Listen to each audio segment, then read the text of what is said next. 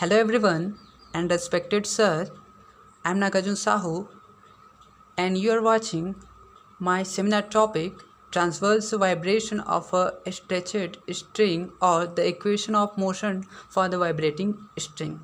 ठीक है, तो इस लेक्चर में हम क्या देखेंगे कि एक स्ट्रिंग रहेगा। ठीक है, स्ट्रिंग जो है कुछ भी वायर हो सकता है, रस्सी हो सकता है, तो वो जब मोशन करेगा, ठीक है, वर्टिकल और हॉरिजॉन्टल, तो उसका जो मोशन का इक्वेशन क्या होता है उसको हम फाइंड करेंगे। ठीक है, उस पर कौन कौन सा कंडीशन अप्लाई होता है उसको भी देखेंगे। और इसमें हम केवल वो जो कोड या फिर वायर है, ठीक है, रस्सी या वायर है, उसका जो है हम क्या देखेंगे, केवल वर्टिकल मोशन को ही जो है यहाँ पर क्या करेंगे, डिस्कस करेंगे। ठीक है, हॉरिजॉन्टल जो मोशन होगा उसको हम नेग्लेक्ट करेंगे। तो चलिए देखते हैं। A string is a cord or wire whose length is very large as compared to its diameter। यहाँ पर एक स्ट्रिंग क्या होता है, एक रस्सी होता है या एक वायर होता है जिसका लेंथ जो है क्या होता है, बहुत छोटा होता है उसके डायमीटर के कंपेयर में।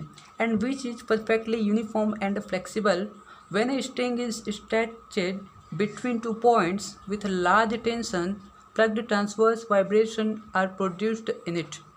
यहाँ पर क्या कहा गया है कि जब एक स्ट्रिंग जो है, ठीक है, उसको जब लटकाया जाता है तो यदि उसका हम एक स्मॉल एलिमेंट पी क्यू, ये ठीक है, ये जो है एक स्ट्रिंग है हमारे पास, वो जो इस टाइप से मोशन करेगा।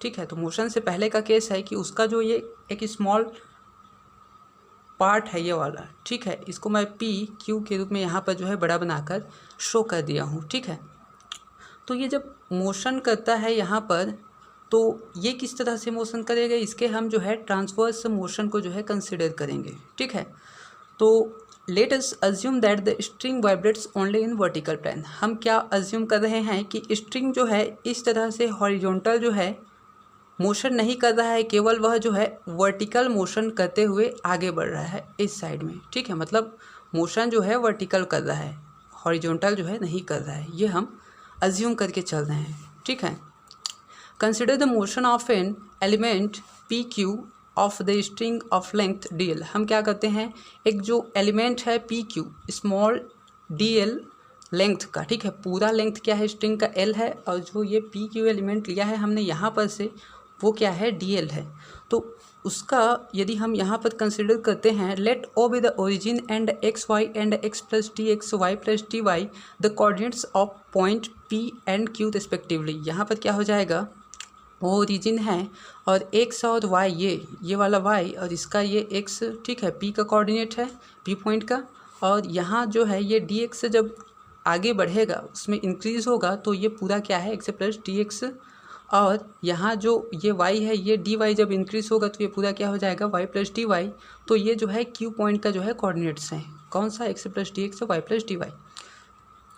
Late T x and T x plus d x be the tension at P and Q respectively, and theta x and theta x plus tx be the angles which make tangents at P and Q with x axis।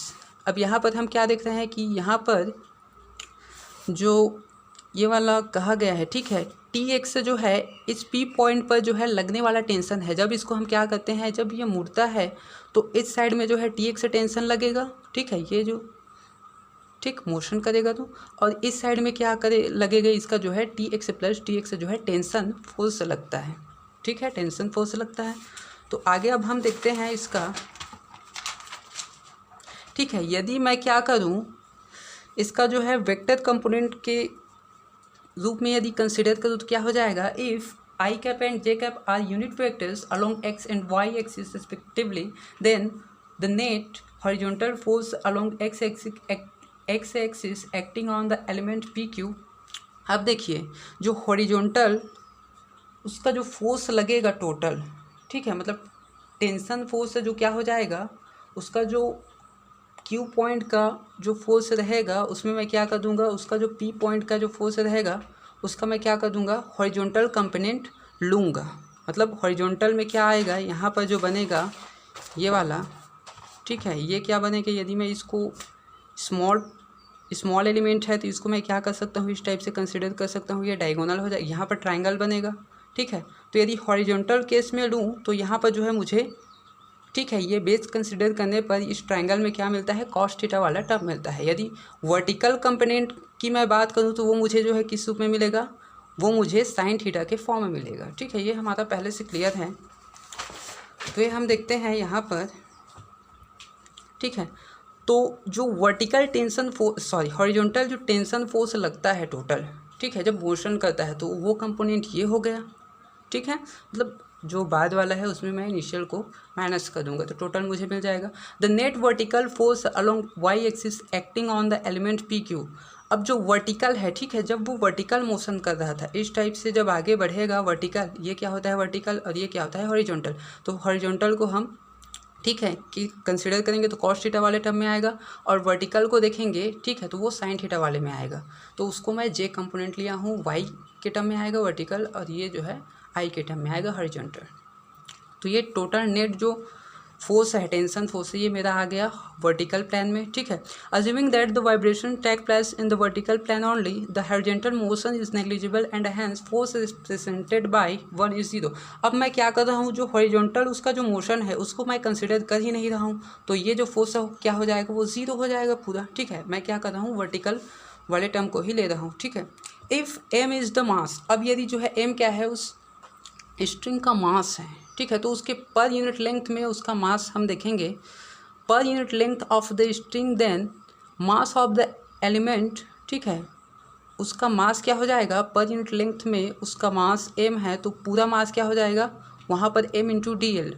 ठीक है, मतलब m into D L इसका जो है मैं क्या करूँगा, वो मुझे मास जो है मिल जाएगा। ठीक है, m इंटू डी एल क्या हो जाएगा, उसका पूरा मास हो जाएगा, और m क्या हो जाएगा, उसका जो है पर यूनिट लेंथ में मास है। ठीक, तो according to Newton's law the equation of motion neglecting all other forces is given by. अब देखिए यहाँ पर क्या हो जाएगा, हॉरिजॉन्टल जो फोर्सेस लगता है उसको हम नेग्लेक्ट कर दें, तो यहाँ पर हम जानते हैं कि न्यूटन का लॉ क्या होता है, सेकंड लॉ। ठीक है, एम ए इंटू एफ होता है। ठीक है, तो एम जो है क्या है, एम डी एल है, टोटल जो मास है उसका ये है। ठीक है, और ये क्या है, एक्सेलरेशन ए। ठीक है, किस वर्टिकल में देख रहा हूँ तो वाई वाले टर्म के लिए लूँगा टाइम के रिस्पेक्ट में। ठीक है, ये क्या है, एक्सेलरेशन है, और क्या है, मास है। ठीक है, जे कैप वर्टिकल प्लेन को रिप्रेजेंट कर है, डायरेक्शन को। तो ये मेरा क्या हो जाएगा, फोर्स हो जाएगा, m a equal to f. तो एफ क्या है यहाँ पर, टेंशन फोर्स है, ये वाला वर्टिकल में अभी हमने देखा ये। ठीक है, तो यहाँ पर देखिए dividing by d x j cap we get. अब यदि हम डायरेक्शन को जो है ना कंसिडर करें यहाँ पर, ठीक है, तो यदि मैं इसको डी एक्स से दोनों साइड जो है डिवाइड कर दूँ, ये हम कंसिडर कर रहे हैं। ठीक है, तो जे जे कैंसिल हो जाएगा और मुझे क्या मिल जाएगा, ये मिल जाएगा D L upon D x, और इसको भी डी एक्स से मल्टीप्लाई कर डिवाइड कर दिया। अब देखिए but d L square equal to D x square plus D Y square. अब हमने यहाँ पर क्या किया है, यदि मैं इस पर ट्राइंगल बनाऊँ तो ये क्या हो जाएगा, डी एल हो जाएगा। ठीक है, ये क्या हो जाएगा, डी एक्स होगा, और ये क्या होगा, डी वाई होगा। ये क्या है, स्मॉल डिस्प्लेसमेंट डी एक्स। ठीक है, और ये क्या है, डी वाई, और ये क्या हो जाएगा, डायगोनल जो है डी एल स्क्वायर। तो डायगोनल के स्क्वायर इक्वल टू, ये ट्रायंगल का जो रूल देखूँ यहाँ पर मैं, ठीक है, ट्रिग्नोमेट्री से क्या हो जाएगा, D L square equal to D x square plus D Y square. तो D L square equal to मुझे मिल जाएगा डी एक्स स्क्वायर, कॉमन निकालूंगा तो 1 plus D Y square upon D x, और D L upon D X equal to क्या हो जाएगा, ये इधर आएगा, ये अंडर रूट हो जाएगा 1 प्लस डी वाई कर डी वाई अपॉन कर डी एक्स होल स्क्वायर। ठीक है, तो यहाँ पर अब आगे देखते हैं। अब उसमें क्या करूँगा, ये जो यहाँ पर मेरे पास है ये वैल्यू, ठीक है, यहाँ पर D L upon D x, तो यहाँ से D L upon D x का ये वैल्यू मैं यहाँ पुट कर सकता हूँ, मतलब यहाँ पर मैं ये लिख सकता हूँ ये वाला। ठीक, तो लिख देते हैं, वहाँ पर क्या हो जाएगा, एम इंटू ये वैल्यू मैं पुट कर दिया, curly two y upon curly t square equal to ये इतना। ठीक, taking the limit d x tends to 0 the above equation can be written is. अब यदि मैं डी एक्स को जो है क्या करूँ, यहाँ पर देखिए ये वाला डी एक्स को जो मैं स्मॉल करता जाऊँ ये वाला, ठीक है, तो ये भी क्या होगा, स्मॉल होता जाएगा, एंगल भी क्या होता जाएगा, कम होता जाएगा, ये स्मॉल होगा इधर। ठीक है, ज़ीरो की ओर क्या है, टेंड्स कर रहा है वो, तो ये ज़ीरो होगा, तो ये भी क्या हो जाएगा, छोटा होता जाएगा, ये भी ये प्लान बनता जाएगा यहाँ पर। ठीक है, तो इस केस में हम देखते हैं यहाँ पर क्या हो जाएगा। देखिए अब ये वाला जो टर्म है ये किसको बता रहा है, ठीक है, फोर्स में जो है डिफरेंस को बता रहा है डी एक्स के रिस्पेक्ट में। तो इसको मैं ये लिख सकता हूँ कली बाई कली एक्स टी साइन थीटा। अब ये क्या है, टी साइन थीटा जो टी टेंशन है, साइन थीटा उसका वर्टिकल कंपोनेंट को बता रहा है, ठीक है, मतलब उस डायरेक्शन में वर्टिकल में वो जो है मोशन कर रहा है, तो ये उसके डिफरेंस को बता रहे हैं, मतलब डी एक्स के रिस्पेक्ट में जो फोर्स में चेंजेस हो रहा है उसको बता रहा है। कौन से फोर्स में? टी साइन थीटा, ठीक है, वर्टिकल कंपोनेंट मतलब टेंशन फोर्स के वर्टिकल कंपोनेंट में जो है डी एक्स के रिस्पेक्ट में क्या हो रहा है? चेंज हो रहा है। तो इसको मैं लिख सकता हूँ जो वर्टिकल कंपोनेंट है curly by curly x, x के रिस्पेक्ट में चेंजेस मैं लिख सकता हूँ, ठीक है। अब देखिए मैं क्या करता हूँ, यहाँ साइन थीटा का वैल्यू फाइंड करना है, तो साइन थीटा इक्वल टू मैं लिख सकता हूँ ten theta upon √1 plus ten square theta, ठीक है।